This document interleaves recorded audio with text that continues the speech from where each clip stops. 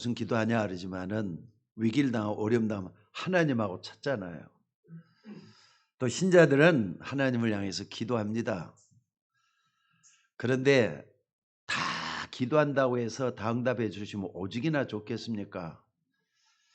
하나님이 응답해 주시는 기도는 따로 있습니다. 오늘 본문이 말이죠. 그 기도 응답 받기 위한 아주 중요한 단서를 예수님께서 친히 제공을 해주고 있습니다. 그게 뭡니까? 한마디로 말하자면은 눈물을 흘리되 그 눈물의 의미를 알고 제대로 눈물도 흘릴 수 있어야 된다. 이겁니다. 여러분 이게 무슨 말인가를 신앙생활하는 사람이라면 꼭 알아야 되겠습니다. 뭐 누가 그러대 가짜 눈물도 흘리는 사람이 있다고. 근데 대개다 보면 눈물은 속에서 진짜로 나오지 않으면 흘릴 수 없는 거거든요. 배우가 아닌 이상에는 눈물이 속에서 우러나오게 돼갖고 있는 것 같아요. 그러면 눈물을 많이 흘려야만이 응답을 받는 겁니까? 아닙니다. 그 눈물도 제대로 흘려야 될 것 같아요. 눈물의 의미를 알고 제대로 흘려야 된다 이 말이에요. 아마 남자보다 여자가 세상을 좀 오래 사는 것 같습니다. 왜 오래 살 것 같습니까? 아마 그게 구조상 오래 살게 돼 갖고 있는가 봐요. 왜 그러느냐? 여자는 웃을 일이 있으면은 마음대로 웃지만은 남자는 웃을 일이 있어도 별로 안 웃고 참는 경향이 많다는 겁니다. 또 TV를 보다가도 말이죠. 여자들은 눈물 날 일 있으면은 울기도 하고 그러지만은 남자들은 그런 거 가지고 뭐 울기도 하고 울고 그러느냐 하면서 오히려 면박을 주는 경우가 많이 있어요. 쉽게 말하자면은 여자들은 감정 표현을 잘하기 때문에 스트레스를 덜 받고요. 남자는 그렇지 않다는 겁니다. 의사가 하는 말을 잘 들어보면은 올바른 눈물, 그러니까는 눈물도 제대로만 잘 흘리면은 건강에 굉장히 좋다고 합니다. 그러니까 여러분들 아무리 여러분들이 상처를 받았어도 눈물을 제대로 알면 그 눈물은 응답으로 연결이 되지만은 여러분 상처에서 증오라든지 미움을 품고 그게 스며들어서 나오는 눈물이라면은 그 눈물은 반드시 영적인 문제와 직결이 된다는 거 잊지 마셔야 될 것 같아요. 진정한 눈물은 어떻다고요? 축복의 지름길이 되는 겁니다. 그런데 여러분들 역사적으로 보면은 이스라엘 백성들이 그 눈물을 몰랐던 것 같아요. 예수님이 눈물을 흘리고 그랬지만은 눈물의 의미를 몰랐던 것 같아요. 그러니까 여러분 왜 이스라엘이 이 눈물을 몰랐겠느냐는 겁니다. 세상에는 복음을 이해한다고 말을 하는데 삶이 안 되는 사람이 있습니다. 또 삶이 분명히 잘 되는 것 같은데 복음을 모르는 사람들이 많아요. 교회를 다녀도 복음을 모르는 사람들이 많아요. 이스라엘뿐만 아니라 인간은 누구나 다 자칫하면은 정말로 중요한데 그걸 놓치는 사람들이 너무 많다는 사실이에요. 근데 역사적으로 딱 봤을 때 성경을 봐서도 말이죠. 이걸 가장 잘 이해한 사람이 누구냐? 저는 사도 바울이라고 생각합니다. 여러분들 사도 바울도 인간이잖아요. 아담과 하와가 생육 번성 충만하라고 했던 그 속에서 태어난 인간 가운데 가장 이 눈물을 이해한 사람이 누구냐? 저는 바울이라고 생각이 들어요. 사도 바울 말입니다. 그래서 하나님이 이 바울을 굉장히 중요하게 쓰셨던 것을 볼 수가 있습니다. 또 성공한 바리새인들이 이 예수 그리스도의 겉모습만 봤지 예수님의 마음을 충분히 이해하지 못했기 때문에 이 바리새인이 무너졌어요. 바리새인이 결국은 이스라엘의 대표가 저 바리새인들이라고 볼 수가 있지 않습니까? 그래서 이스라엘이 망하게 됐던 거예요. 교회 지도자들입니다. 그러니까 여러분들 교회 지도자들도 제대로 눈물을 이해할 수 있는 그 사람들이 교회 지도자가 되어야 되는데 그렇지 못해 가지고 이스라엘이 망했다라고 하는 게 오늘 본문에서 가르쳐주고 있습니다. 여러분들 오늘 바울처럼 정말 중요한 예수님의 중심을 헤아려 볼 수 있는 여러분이 될 수 있기를 주의 이름으로 축원합니다. 왜냐하면 적어도 여러분이 이 바리새인처럼 예수님의 겉모습만 보면서 예수님의 마음을 이해하지 못하면 어리석은 사람이거든요. 성도 가운데서도 어리석은 사람 참 많은 것 같아요.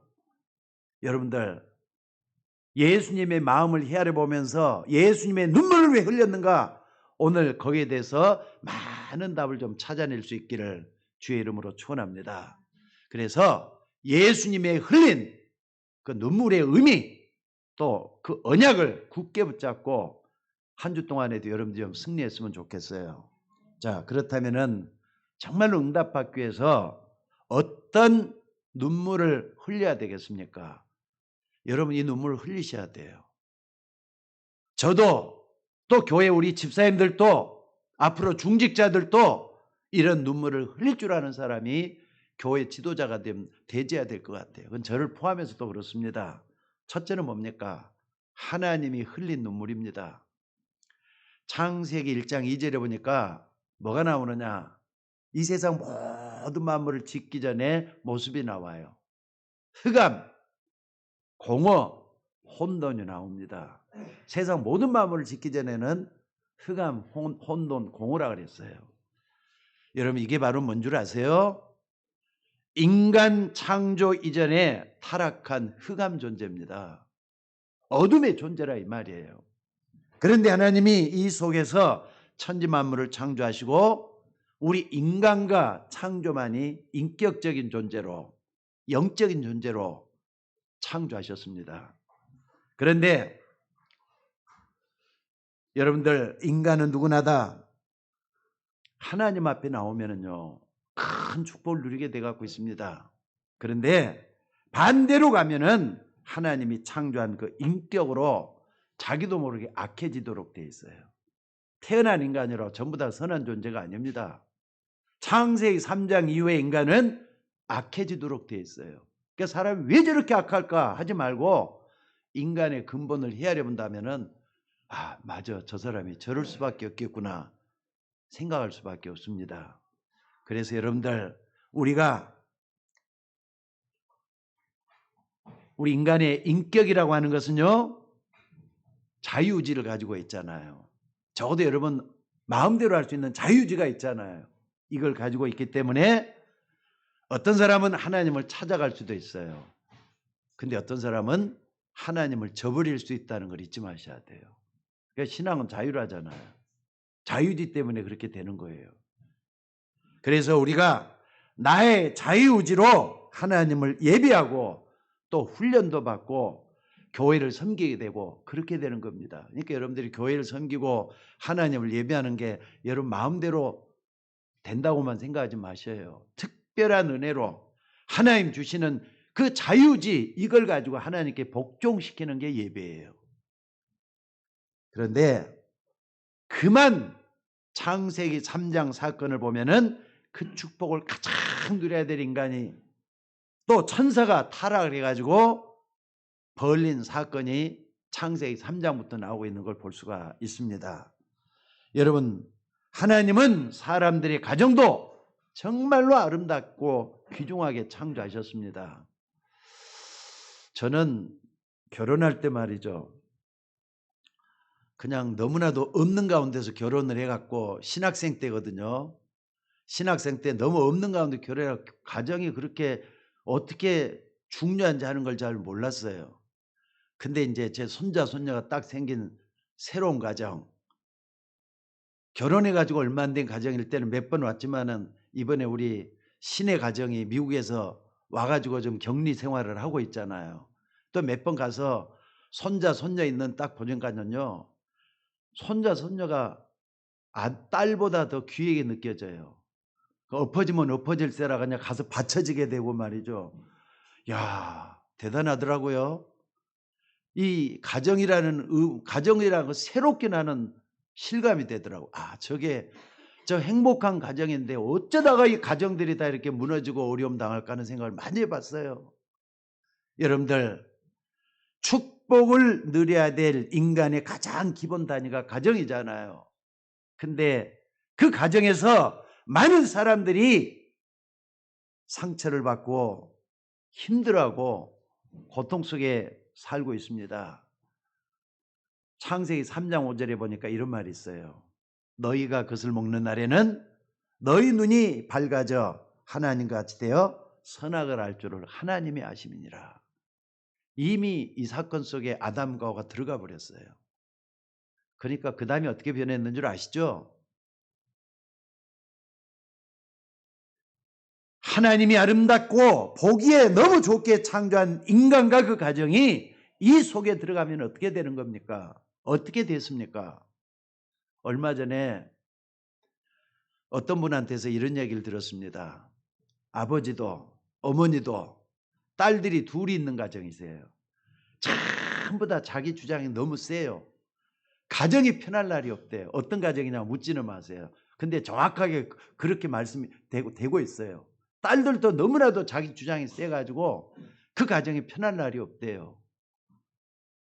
엄마는 엄마대로 자기가 옳다르고 아빠는 아빠대로 옳다르고 딸들도 자기가 말이죠 옳다고 주장하다 보니까 서로가 으르렁거리면서 싸우는 그런 가정이 되고 있다는 거예요.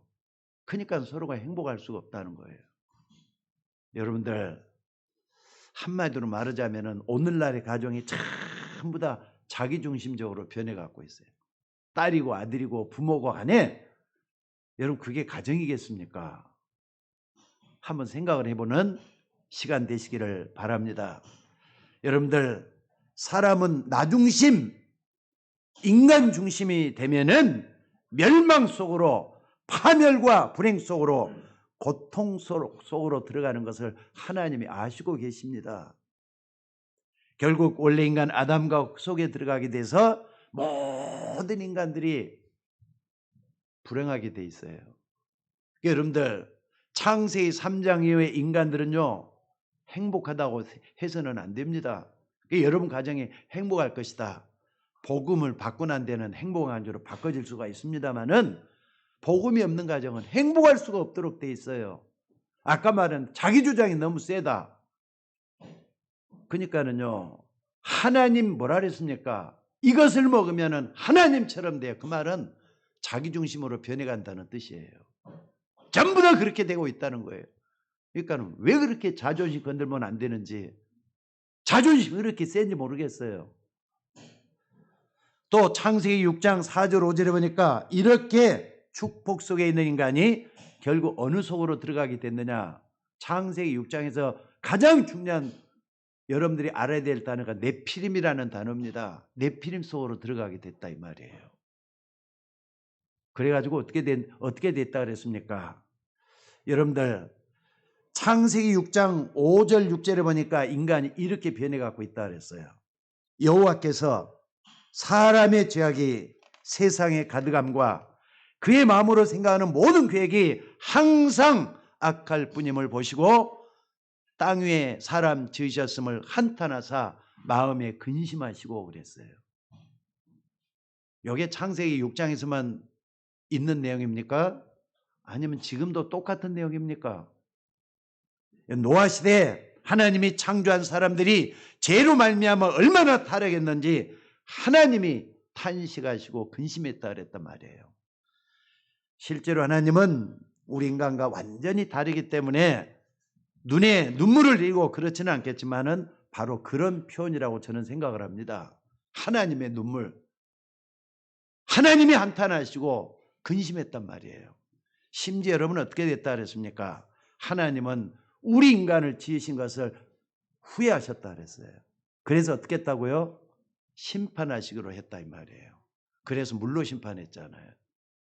앞으로는 어떻습니까 여러분들? 인류의 미래는 불과 유황으로 타는 못에 참여하는 무서운 심판이 기다리고 있다는 거 잊지 마셔야 돼요. 하나님께서 천사를 안 만들었으면은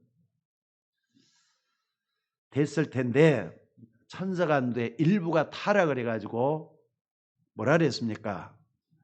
마귀, 사단, 귀신, 악한 영적인 존재가 됐다고 말씀을 하고 있습니다. 그러니까 하나님은 우리 인간과 천사만 인격적인 존재로 창조하셨어요. 여러분, 이 지구상에는 인간과 천사만이 인격적인 존재고 영적인 존재라는 거 잊지 마시기 바랍니다. 그래서 여러분들이 하나님을 향해서 나오면은 굉장한 은혜를 받고 축복이 기다리고 있지만은 반대로 가면은 굉장한 멸망 속으로 들어간다는 거 잊지 마셔야 돼요. 이것은 어쩔 수 없는 도리예요. 무슨 말인지 이해가 됩니까? 여러분들, 하나님이 인간을 지으시고 얼마나 좋으셨던지 제일 먼저 하는 말씀이 그들에게 뭘 줬다고요? 복을 주셨다 그랬어요. 그러니까 여러분들은 인간을 창조할 때부터 처음부터 뭐냐? 복 받은 존재라니까. 그런데 이렇게 복을 받은 가운데 창조된 인간이 이 마귀에게 유혹을 받아서 멸망 속으로 빠져들고 만 것인데 이것은 하나님이 알고 계셔요. 인간에게 복을 주시기 원하는데 노예 시대 때 완전히 네피림 속으로 빠져들어갔다고 했습니다. 그 결과 인간의 잔혹함과 죄악이 가득함을 보시고 하나님이 탄식하시고 눈물을 흘렸다 이 말이에요. 여러분, 이렇게 하나님이 탄식하시고 또 한숨을 짓는 여기에서 우리를 지으신 하나님의 눈물을 볼 수 있는 저와 여러분이 되셔야 될 줄로 믿습니다. 그러니까 이 땅의 죄악과 더러움과 또 뭐 어떻습니까? 이 세상의 악함을 보시고 하나님은 눈물을 흘리고 있다. 이거 잊지 마셔야 돼요. 두 번째는 예수님의 눈물입니다. 오늘 예수님도 눈물을 흘리셨습니다. 19장 41절에 보니까 예수님이 가까이 오사 성을 보시고 뭐라고요? 우시며 그랬어요. 예수님이 눈물을 흘리는 이 부분은 너무 간단하게 기록되어 있지만은 너무나도 중요한 부분입니다. 다시 한번 보겠습니다. 가까이 오사 성을 보시고 우시며 너도 오늘날 평화에 관한 일을 알았더라면 좋을 빼나 있거니와 지금 내 눈에 숨기었도다. 그리고 44절에 뭐라 그랬습니까? 성전을 보시며 돌 하나 돌 위에 남지 않을 것이다. 여러분, 무슨 말씀입니까? 가까운 미래에 저 웅장한 예루살렘 성전이 완전 멸망이 될 것을 말씀을 하고 계시는 것입니다. 여러분들, 왜 예루살렘 성이 무너지고 멸망할 수밖에 없는지 그 이유를 알고 또 현재 앞으로 그 결과가 어떻게 될 것을 여러분들 아셔야 돼요. 그러니까 여러분 자신에 대해서 과거, 현재, 미래 확실히 알고 계셔야 된다 이 말이에요. 나의 과거, 나의 오늘, 나의 미래, 성경만이 증거가 되고 있습니다. 과거의 모습을 보면서 또 현재의 모습을 보면서 앞으로 되어질 모습을 보면서 예수님의 눈물을 헤아려 볼 수 있는 여러분이 되셔야 될 줄로 믿습니다. 그러니까 예수님은 앞으로 다가올 미래를 보시면서 우셨단 말이에요. 하나님의 눈물과 같은 메시지입니다. 지나간 옛날이 됐습니다만 참 안타까운 일이었어요. 2004년도라고 제가 기억을 하고 있습니다. 이라크에 파견간 김선일이라는 청년이 있어요. 그때 나이가 32살이었다고 합니다. 아주 엘리트 청년인데 이라크에서 미군과 거래하는 한국의 가나무역에 일한다는 이유로 이라크 무장단체에게 납치가 돼가지고 목이 잘려서 죽었죠. 그게 2004년도입니다. 아무런 잘못 없이 납치됐고 자기 입장을 설명을 해도 한국 사람이라는 한 가지 이유 때문에 붙잡혀가지고 협박을 당한 겁니다. 한국은 이라크에서 떠나라는 거예요. 그거 하나 메시지였거든요. 근데 김선일 씨를 붙잡았다고 해서 이라크에 가 있는 한국 사람들이 금방 말이죠. 풀어줍니까? 결국은 이 김선이라는 사람은 이 무장단체에서 죽었습니다. 죽는데 그냥 어떻게 죽었느냐? 목이 완전히 잘려가지고 죽었어요. 근데 여러분들이 한번 생각을 한번 해봅시다. 그럼 그 부모님이나 가족들은 가까이 가보지도 못하고 멀리서 말이죠. 그런 소식만 전해 듣고 목이 잘리는 모습도 아마 들었을 거예요. 그 부모님이나 가족은 어땠을 것 같습니까? 아마 미칠 것 같았을 거예요, 아마. 그런 일이 없어야 되겠지만은 여러분의 자녀가 그런 일을 당했으면 어떻게 됐을 것 같습니까? 정말 기가 막힌 일이 벌어졌었죠. 혈육이라는 아무것도 없는 가운데서 당하는 이 김선이라는 이 청년도 어땠을 것 같습니까?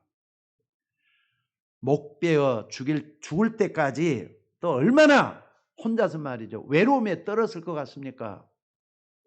아마 그 가족들은 평생을 잊지 않고 말이죠. 잊어버리지 않고 참으로 불안함 속에서 두려움 속에서 살았을 김선희를 생각했을 거라고 생각이 들어요. 자, 그런데 그것보다 더 심한 일이 이스라엘 땅에 일어날 것인데 예수님 그걸 보고 우셨단 말이에요. 예수님은 하나님이시잖아요. 하나님이신 그분이 앞으로 예루살렘에 이스라엘 땅에 이런 일이 닥칠 것이다 아시잖아요. 그러니까 우리들의 눈물하고 예수님의 눈은 똑같을 수가 없어요. 우리가 이런 것을 볼 수 있는 눈이 없다면은 여러분들이 신앙생활을 하면서도 참된 응답 받기 힘들 겁니다. 43절에 보니까 원수가 토성을 집어삼킬 것이다 그랬습니다. 44절에 자식들은 땅에 내동댕이 치게 될 것이다 그랬습니다. 그리고 성전에 대해서는요, 이 성전이 돌 하나 돌에 남지 않고 다 무너질 것이라 그랬어요. 또 이것은 예수님이 재림할 때 앞으로 일어날 교회에 대한 그런 눈물이라고 할 수가 있습니다.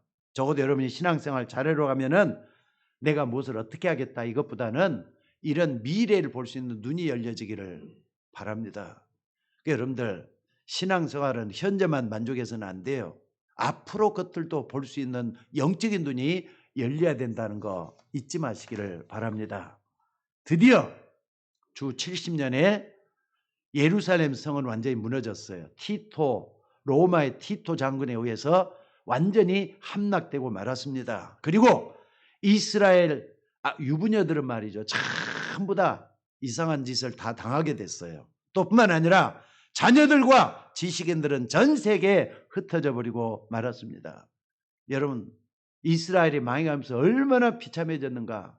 예수님이 예언했던 거 똑같아요. 예수님이 예언한 것도 똑같다니까요. 세상 사람들은 이 하나님의 말씀 거의 다 잘 안 믿습니다. 그러려냐고 또 지나가 버려요. 심지어 교인들까지도 성경에 그런 말이 있나 보다 하고 지나가 버려요. 근데 성경을 정말 믿는 사람들은요, 실감이 날 수밖에 없죠. 아, 그래서 그랬구나. 그런 일이 일어날 수 있었겠구나. 심지어 더 웃기는 건 뭐냐면요, 이 말을 들은 제사장이다, 장로다 두령들이 예수님을 어떻게 했다 그랬죠? 죽이려고 했다 그랬잖아요. 예수님을 죽이려고 했다. 구세주 예수님, 그리스도이신 예수님을 죽이려고 했단 말이에요. 하나님이 탄식하시고 근심하시고 예수님이 눈물 흘리며 안타까운 그 일을 하지 못하게 협박하고 어려움을 주는 거, 지금도 예수님이 하는 그 일을 이해하지 못하고 유대인들처럼 못하게 막고 있는 그런 교단도 있다고요. 예수님은 아마 그것이 굉장히 안타까워했을 줄로 믿습니다. 사실 그 말을 알아들은 소수의 백성도 있었긴 있었나 봐요. 그런데 성경에는 방법을 찾지 못하고 그냥 지나갔다 그랬어요. 요한복음에 보면은 이런 바리새인, 다시 말해서 종교 지도자들이 예루살렘 성전에서 예수님을 신랄하게 책망하는 그런 장면이 나오고 있습니다. 그것으로 끝난 게 아닙니다. 마태복음 25장에 보니까 예수님이 재림해서 오실 때까지 일어날 교회의 문제에 대해서 예수님이 지적하신 게 나와요. 열처녀 비유잖아요. 기름을 준비하되, 그러니까 등을 준비하되 기름까지 준비한 사람이 있다. 등만 가지고 있다가 예수님 재림하는 날 결국은 예수님을 영접하지 못한 사람도 있다. 교회 나온다 예수 믿는 사람들이 아니에요. 기름까지 준비한 사람이 진짜 예수 믿는 사람이에요. 기름은 성령이잖아요. 여러분 성령 있습니까? 믿으면 아멘 하시기 바랍니다. 내 안에 그리스도께서 살아 계십니까? 이걸 믿는 사람이 지혜로운 다섯 처녀예요. 그 얘기까지 하셨어요. 적어도 우리 목사들이나 또 교회 중직자들이나 축복을 받으려면 예수님이 무엇 때문에 이렇게 우셨는지 바로 알아줘야 될 줄로 믿습니다. 그러니까 예루살렘 성전이 무너지고요. 그러고 난 다음에 로마 사람들이 성전을 장악했을 거 아닙니까? 이제 성전에 여러 가지 중요한 것들을 다 떼가기 시작을 했어요.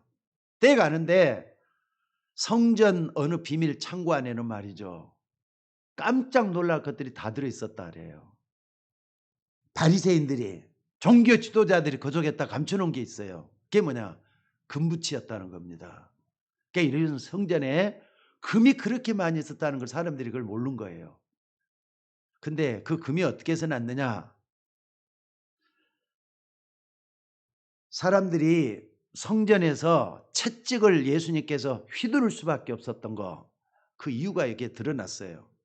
그러니까 유대인들은 새 절기를 지키잖아요.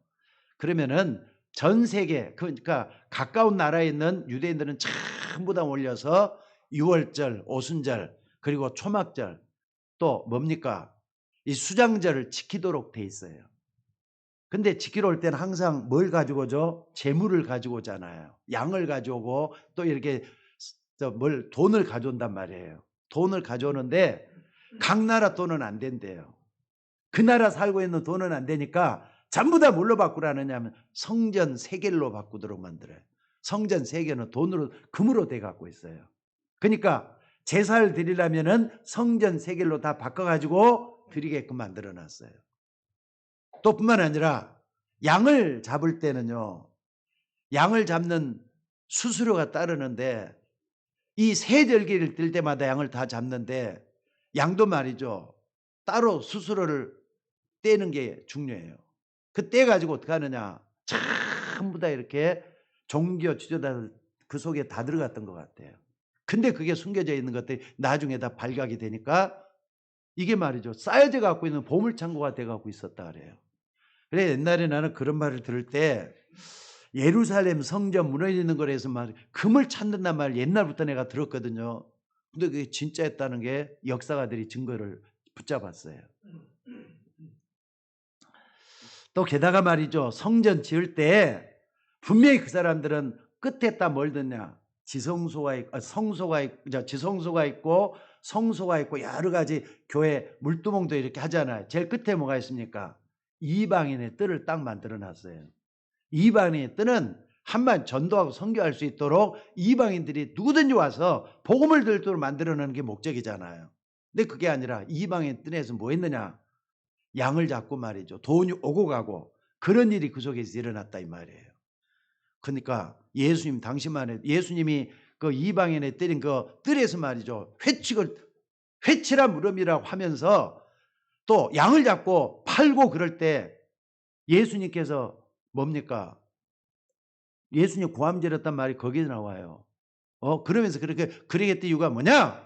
바로 그런 부분을 기도하는 성전이라, 내 집은 기도하는 집이다 하면서 했던 것이 바로 그때 나오시는 말씀인 줄로 믿습니다. 그러니까 예수님은 하나님을 섬기는 교회 이런 모습까지 보시면서 눈물을 흘리신 겁니다. 그러니까 오늘날 우리 교회가 뭘 해야 되겠는가? 답이 나오잖아요. 그런데 여러분, 그 후에 유대인들이 얼마나 어렵고 무서운 고통과 멸망을 당했는지 여러분도 잘 아시잖아요. 지난 2000년 동안에 떠도로 민족이 돼갖고 나라 없이 저 이스라엘 백성들이 떠돌아다녔단 말이에요. 그래서 1960년도에 겨우 말이죠, 나라를 되찾기까지 했던 나라가 저 유대인들, 이스라엘이에요. 적어도 여러분들은 하나님이 무엇 때문에 탄식하고 예수님이 무엇 때문에 이렇게 눈물을 흘렸는지 이걸 알면은 여러분 신앙이 실제적으로 변해요. 그리고 내가 뭘 해야 될지 인생의 방향도 분명히 나올 수밖에 없을 줄로 믿습니다. 그래서 세 번째로 생각할 거 있습니다. 이런 예수 그리스도와 참으로 선지자의 말을 듣고 알아들은 소수의 무리들이 있었어요. 전부 다가 아니잖아요. 몇 사람이었어요. 이 사람들이 바로 제자였고 세계를 살리는 그런 역사가 이 사람들을 통해서 일어났습니다. 그렇다면은 여러 성도들이 이런 부분을 받아들이면서 흘려야 될 눈물이 어떤 것입니까? 여러분들은 어떤 눈물을 흘려야 되겠느냐 말이에요. 성경을 한번 자세히 보시기 바랍니다. 렘넌트 7명 여러분 잘 아시잖아요. 적어도 렘넌트 7명은 정말로 눈물이 있는 언약적인 한이 있었어요. 여러분들 그 한을 여러분들이 좀 품으셔야 돼요. 없다. 왜 내가 언약적인 한을 품어야 되는지 렘넌트 7명을 보고 배우셔야 돼요. 왜? 알면은 품을 수가 있으니까 그렇습니다. 모르면은 못 품잖아요. 이 렘넌트 7명 같은 그런 사람이 반드시 기도응답 받게 될 줄로 믿습니다. 예수님이 어떤 눈물을 흘리셨고 예수님이 무엇 때문에 탄식을 하는지를 아는 사람들은 이 부분이 뼈저리게 한을 품도록 만들게 되어 있습니다. 여러분 한번 봐보세요. 어머니가 없는 요셉이에요. 어머니가 어린 시절에 돌아가셨단 말이에요. 어머니 없는 거 그 한이 안 되겠어요? 태어나자마자 3살, 4살 됐을 때 어머니가 세상을 떠나 동생 베냐민을 낳다가 죽어버렸단 말이에요. 게다가 배다른 형제들이 말이죠. 10명이나 됐어요. 10명들이 얼마나 11번째 아들을 힘들게 만들었겠어요. 아마 지금 생각해봐도 집에 있는 게 아마 편치를 안 했을 것 같아요. 그런데 요셉은 하나님께 기도하다가 굉장한 언약의 한을 붙잡은 겁니다. 그러니까 창세기 37장에 해와 달과 별들이 내게 절하더이다. 11개 볕단들이 내게 절하더이다. 이것은 언약적인 한에서 나온 그런 말이에요. 여러분들, 여러분의 집안, 여러분의 환경, 여러분의 배경, 여러분의 집안의 흐름과 내 인생의 흐름, 이런 게 이게 뭐냐 이거죠. 그래서 하나님이 내게 복음을 알게 하시고 또 세계 복음화 하라고 나를 부르셨구나. 여러분 이걸 깨닫고 흘리는 눈물이 요셉에게 있었다 이 말이에요. 그래서 해와 달과 별들이 내게 절하더이다. 11개 볕단들이 내게 절하더이다. 이 말이 거기서 나온 거예요. 나중에 요셉이 뭐가 되죠? 기적적으로 말이죠. 특진을 해가지고 뭐가 되죠? 애굽의 총리가 돼요. 노예로 갔던 애굽의 총리가 돼요. 형들 앞에서 지난 날을 회고하면서 아마 통곡을 하고 울었을 거예요. 물론 그것은 감정도 감정이겠지만은 하나님의 뜻을 이루고 난 데 눌리는 아마 진정한 눈물이 그 눈물이 아니었을까 생각이 들어요. 내 아버지가 지금도 살아계시나이까? 외치면서 울잖아요, 지금. 그 눈물 여러분 한번 생각을 한번 해보시라고요. 오늘 여러분들 성경을 잘 보면서 진정한 눈물을 흘릴 줄 아는 여러분들이 될 수 있기를 주의 이름으로 축원합니다.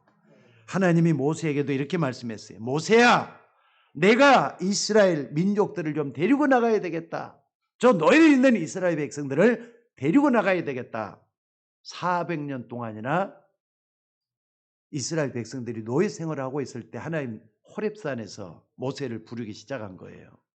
그때 여러분들 나는 못한다 하다가 하나님의 말씀을 듣고 나서 나중에 뭘 깨달았는 줄 아세요? 적어도 모세에게 그것은 80년이라고 하는 긴 세월 동안에 간직하고 있었던 언약의 한이 서려 있는 그런 눈물을 아마 호렙산에서 흘렸을 것 같아요. 그래, 내가 하나님의 소원을 풀어드려야 되겠다. 내 백성을 데리고 이스라엘을 나가야 되겠다. 출애굽을 해야 되겠다. 언약적인 한을 가지고 있었을 것 같아요. 여러분 무슨 말인지 알겠습니까? 여러분들이 복음의 중요한 언약을 정말 가슴으로 깨달을 수 있기를 주의 이름으로 축원합니다. 그냥 여러분들이 예수 믿고 내가 구원받았다. 단순하게 그렇게만 생각하지 말고 언약적인 한을 좀 품고 이것 때문에 하나님께서 나를 예수 믿게 만들었구나. 이것 때문에 예수님이 나를 여기까지 부르셨구나. 이걸 깨달아 할 수 있는 여러분이 되셔야 된다 이 말이에요. 그런데 교회를 다니면서도 뭐가 뭔지를 아직까지도 모르겠고 계속해서 답을 얻지 못한다면요, 여러분들이 신앙생활을 하면서도 답을 얻지 못할 겁니다. 뭐가 뭔지 모르는 사람들이 있어요. 아직까지도. 이거구나. 이 복음 때문에 내가 예수 믿어야 될 이유가 복음 때문이었구나. 이거였구나. 이거 깨닫는 여러분들이 좀 됐으면 좋겠어요. 그럼 뭐가 생기느냐? 내 속에서 언약적인 한이 생겨요. 결과 가지고 얘기를 해봅시다. 앞으로 여러분들이 그렇게 해서는 안 되기 때문에 결과 가지고 한번 얘기 한번 해봅시다. 여러분들은 지옥을 안 가고 천국 가요. 맞으면 아멘 하셔요. 그런데 아직까지 믿지 않은 여러분의 부모, 형제들은 지옥을 갈 수도 있어요. 그 결과입니다. 여기까지 돼서는 안 되잖아요. 맞습니까? 언약적인 한을 품은 사람은 여기에 대한 것이 뼈저리게 느껴져야 될 것 같아요. 하나님께서는 남자아이가 필요한 게 아니었어요. 하나님이 귀에 쓸 수 있는 나실인이 필요한 거였어요. 이것을 누가 깨달았느냐? 아이가 없는 가운데 하나님께 기도하다가 하나님 나에게 아이를 주시면은 이렇게 하겠습니다. 교회에다 갖다 바치겠습니다. 했던 한나가 먼저 깨달았어요. 그러다 아이를 낳자마자 교회에다 갖다 바치잖아요. 근데 그 아이 사무엘은 교회에서 자라나기 시작을 해요. 그러니까 사무엘도 말이죠. 엄마가 품었던 언약적인 한을 품고 뭐 하기 시작하느냐. 사무엘도 말이죠. 엄마의 기도에 저버리지 않고 언약적인 한을 품게 됐어요. 이걸 또 누구한테 전합니까? 다윗에게 전하잖아요. 언약적인 한이 전달이 됐다 이 말이에요. 이거 다윗이 말이죠. 또 한을 품어요. 무슨 한입니까? 언약적인 한이에요. 이 나라 이 민족이 가장 필요한 게 언약궤인데 언약궤가 지금도 이렇게 떠돌고 있구나. 정말로 성전을 제대로 지어야 되겠다. 언약궤 모실 성전을 지어야 되겠다 하면서 말이죠. 성전 지을 준비를 다윗이 하게 되잖아요. 다 언약적인 한입니다. 오늘 여러분들, 여러분 자신과 여러분의 가정을 살펴보면서 또 우리 교회의 모습을 살펴보면서 뭘 가지고 기도해야 되겠는가 한번 돌아볼 수 있는 여러분 되시기를 주의 이름으로 축원합니다. 분명히 이런 것들이 정리돼야만이 하나님은 여러분에게 기도해도 응답을 제대로 해 주실 줄로 저는 믿습니다. 그리고 이런 사람들이 흘리는 눈물, 이런 사람들이 울 수 있는 그런 모습이 뭐가 돼야 되느냐 나오잖아요. 저는요, 이 부분을 깨달을 때 너무나도 오래 걸린 것 같아요. 예수님의 그 눈물, 왜 옛날에 그걸 이해를 못했지? 나는 그걸 모르고 지나갔을까? 지금 알고 보니까 말이죠. 이게 한이에요, 한. 예수님도 그 당시에 마음대로 할 수 없었기 때문에 눈물을 흘릴 수밖에 없었잖아요. 아니, 예수님은 하나님이기 때문에 이스라엘 멸망을 막을 수도 있었을 거 아닙니까? 아니, 말 한마디면은 로마를 그 자리에서 말이죠. 멸망시킬 수도 있었을 거 아닙니까? 근데도 예수님은 그렇게 하지를 않으셨어요. 이유가 뭔가를 보셔야 돼요. 그래서 여러분들 언약적인 한이 중요합니다. 결국 이걸 깨닫지 못해가지고 이스라엘이 포로가 되고, 이걸 깨닫지 못해가지고 이스라엘이 또 나중에 속국이 되고, 이걸 깨닫지 못해가지고 이스라엘이 완전히 멸망당했다는 거 잊지 마셔야 돼요. 그런데 다른 사람은 다 모르는데 말이죠. 이렇게 포로된 상태에서 눈물 흘리는 몇 명의 사람들이 있었잖아요. 에스겔, 이사야, 다니엘, 사드락, 메삭, 아벳느고, 에스더, 또 뿐만 아니라 이런 선지자들, 이런 사람들이 있었어요. 많지 않았어요. 진짜 많지 않았어요. 여러분 어느 부류에 속하기를 원하십니까? 에스겔이 말이죠. 그랄 강가에서 눈물 흘리고 했을 때 하나님은 에스겔에게 나라 살리는 메시지를 주었어요. 또 뿐만 아니라 이사야가 기도하고 방황하고 호렙산에서 기도하고 있을 때 하나님 메시지 준 게 뭡니까? 렘넌트에 대한 언약이잖아요. 밤나무와 상수리 나무가 배임을 당해도 구루터기는 남아있는 것 같이 이 땅에 구루터기가 거룩한 씨가고 구루터기라고 렘넌트에 대한 언약을 주셨잖아요. 우리가 언약적인 한 이것이 바로 진정한 눈물이요. 이 한을 가지고 있는 사람은 하나님이 반드시 응답을 주시게 될 줄로 믿습니다. 이유 없는 사람이 누가 응답해 주시겠어요? 이유를 가지고 있는 사람이 담대해질 수가 있지. 내가 여기에서 무너지고 내가 여기서 결국은 못된 사람으로 낙인된 사람으로 실패한 사람으로 끝날 것이냐, 아니면은 내가 여기서 다시 살아나서 다시 일어나서 이 언약적인 한으로 정말 하나님의 능력 가운데 새롭게 걸어갈 것이냐, 이걸 선지자들과 믿음의 사람들이 붙잡고 있었다는 거 잊지 마시기 바랍니다. 특별히 말이죠, 아까도 서두에 얘기했지만 사도 바울은 이 복음으로 우리 민족 유대인들을 살릴 수만 있다면 나도 죽어도 좋다 그랬어요. 요게벳이 모세를 낳고 광주리에 담아서 애굽 공주에게 보내고 왕궁의 어린 모세의 유모로 들어가서 모세를 렘넌트로 키운다는 거 보통 눈물 날 일 아니잖아요. 자기 아들이라고 해도 아들이라 부를 수 없는 그런 형국이잖아요. 근데 거기서 유모로서 아이에게 말이죠, 하나님에 대한 것들을 가르치기 시작했던 요게벳, 모세 어머니였잖아요. 유모로 있는 그 사람이 모세 어머니였잖아요. 그때 언약적인 하늘을 한번 생각해 보시라고요. 사무엘의 어머니 한나가 아이를 낳고 성전에 두고 같이 살지도 못하면서 흘리는 눈물도 한번 생각해 봐요. 참 엄마하고 자녀들하고 한 게 끈끈한 정이 흐르는 것 같아요. 내가 낳았던 자식이라고 말이죠, 그게 틀려지는 거 아닌 것 같아요. 자식부터 얘기를 하면은 또 엄마가 되잖아요. 그 엄마가 자식하고는 아무래도 초월적인 관계 같아요. 나는 거기서 하나님의 사랑을 배울 수밖에 없다고 생각이 듭니다. 야, 우리 시내가 말이죠, 죄송합니다, 자꾸 우리 딸 얘기만 해서 저렇게 강해질 수가 있는가 싶어요. 저렇게 모질게 변할 수가 있는가 싶어요. 애들 둘을 키우는데 자기 할 일을 다 해가면서 해야 되기 때문에 몸이 고달프. 옛날에 진짜 많이 먹방이었거든요. 진짜 많이 먹었어요.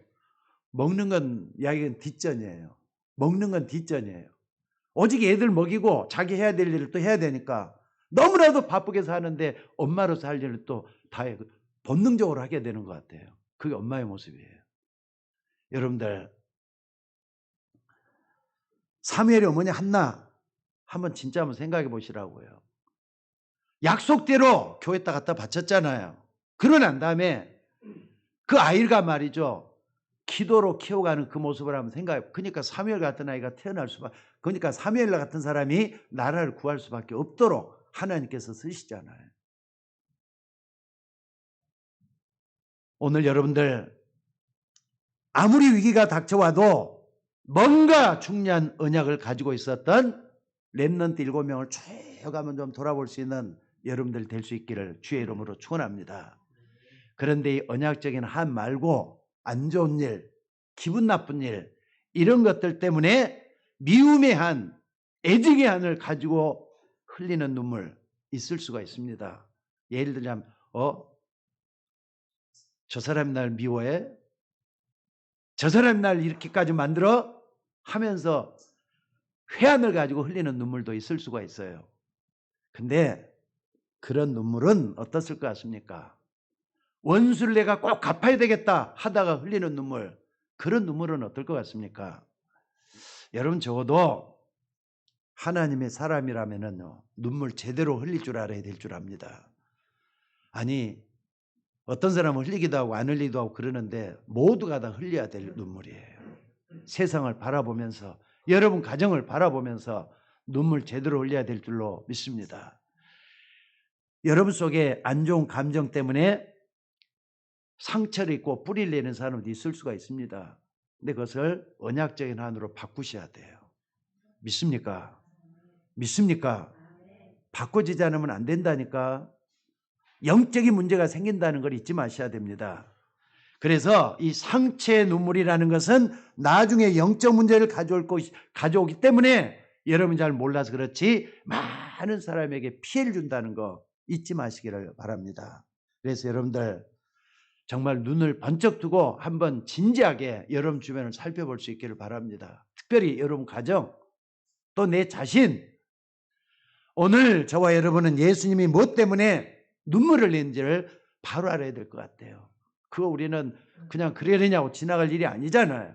여러분하고 직접적인 관계가 있잖아요. 내가 이렇게 고생하는데 너희들이 몰라지니까 너무 섭섭하다. 그래서 예수님이 눈물을 흘렸다 그랬습니까? 아니, 내가 너희들이 이 무서운 죄를 대속하기 위해서 이렇게 고생하고 십자가를 지게 됐는데 너희들이 몰라주니까 너무나도 섭섭하다. 이런 눈물이었겠습니까? 적어도 예수님의 눈물은 그런 눈물이 아니었어요. 예수님은 이스라엘의 멸망과 선민 이스라엘의 암울한 미래를 놓고 우시는 그 눈물이었다 이 말입니다. 그 눈물이 여러분들에게도 있어져야 될 줄로 믿습니다. 그러니까 바울 같은 사람은요, 이 눈물을 가장 잘 이해했던 것 같아요. 그러니까 온통 유대인뿐만 아니라 전 세계가 구원받도록 하기 위해서 회한의 눈물을 가지고 바울은 말이죠, 눈물로 아마 많은 삶을 지새웠던 걸 볼 수가 있습니다. 그래서 31절에 보면은 이런 말을 하고 있어요. 사도행전에 보면은 이런 말을 하고 있어요. 그러므로 여러분이 일깨어 내가 3년 동안 밤낮 쉬지 않고 눈물로 각 사람을 훈계하던 걸 기억하라. 옛날에 바울은 어떤 사람이었어요? 예수님을 반대해가지고 예수 믿는 사람 다 잡아 죽이고 감옥에 가두고 그랬던 사람이잖아요. 그러다가 완전히 깨쳐가지고 하나님께 돌아와서 이제는 전도자가 됐던 사람이 바울이잖아요. 그렇다면 오늘 이 눈물을 돌아볼 수 있는 여러분이 되셔야 될 줄로 믿습니다. 그래서 오늘 여러분이 자라왔던 배경, 또 여러분이 지금 가지고 있는 환경, 이런 것들을 보면서 뭔가 좀 생각을 제대로 하셔야 될 것 같아요. 안 그렇습니까? 특별히 우리 한국교회, 우리 미래교회, 또 한국교회 여러 가지 교회에서 일어나는 일들을 보면서 정말로 뭔가 생각을 좀 제대로 해야 될 것 같아요. 또 사람들이 무엇 때문에 저렇게 가난하게 사는지, 왜 이렇게 말이죠, 교회를 이렇게 교회가 무시하고 살아야 되는지, 이런 것들의 생각도 좀 많이 하셔야 될 것 같아요. 오늘 이런 부분을 알고 여러분들이 좀 규모를 갖출 수 있는 여러분들이 됐으면 좋겠습니다. 첫째는 삶의 규모. 지금처럼 살아서는 안 되겠구나. 내 모습이 어떻게 되겠는가.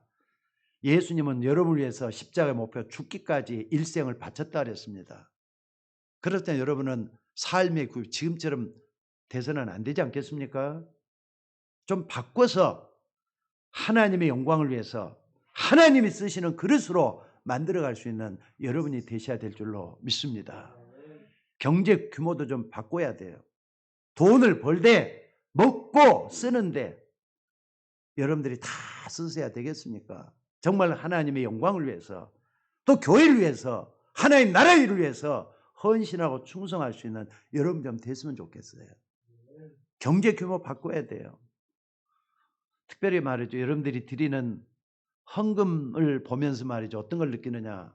어떤 때는 어떤 분이 헌금을 딱 보면은요, 어떤 분이 얼마를 드렸다는 게 나오잖아요. 나는 그걸 딱 보면서 눈물이 날 때가 있더라고요. 아, 이분들이 이렇게 드릴 수가 없는 건데 이렇게 드리는구나. 많이 벌고 뭐 적게 버는 게 중요한 게, 중심을 드리는 게 중요한 건데 경제 규모 여러분 있으셔야 돼요. 그래서 정말로 하나님이 쓰시는 경제 규모가 되어야 될 줄로 믿습니다. 마지막으로 전도 규모예요. 전도 해도 되고 안 되는 게 아니에요. 이방인의 뜰에서 말이죠, 그저 그냥 양을 잡고 양을 팔고 하는 그런 것으로 만들어서는 안 됩니다. 여러분들이 말이죠, 지금 마가 다락방이 시작했던 전도운동 전 세계로 퍼져나갔어요. 마가 다락방에서 했던 전도운동을 우리 모두가 다 실천하면서 여러분이 말이죠, 중직자가 되고 또 여러분들이 지교회를 만들어 갔으면 좋겠어요. 뭐처럼 시작해야 되느냐? 다락방이 시작되어야 돼요. 여러분에게도 성경 공부 모임이 제대로 시작해가지고 뭐 하느냐? 전도가 되어지는 전도로 만들어 가져야 될 것 같아요. 규모도 바꿔야 된다 이 말이에요. 그래서 다시 한번 말씀드립니다. 삶의 규모, 예수님의 눈물 보면서 바꿔야 되겠어요. 경제 규모, 지금처럼보다는 여러분들 하나님을 향하여 내 눈을 열고 규모도 좀 바꿔야 되겠어요. 그래서 오늘 또 하나님의 나라와 의가 여러분을 통해서 일어날 수 있기를 주의 이름으로 축원합니다. 기도하겠습니다. 하나님 은혜를 감사합니다. 오늘 또 귀한 말씀들을 붙잡고 우리 모두가 다 규모를 바꿀 수 있도록 인도하여 주옵소서. 생각의 틀을 바꾸게 하시고 미래를 바꾸고 하나님 앞에 걸어갈 수 있는 주의 종들이 되도록 인도하여 주옵소서. 귀한 말씀들을 감사드리며 우리를 구원하신 예수님의 이름으로 기도드리옵나이다. 아멘. 자, 찬송가 312장 찬송하시면서 준비하신 예물을 하나님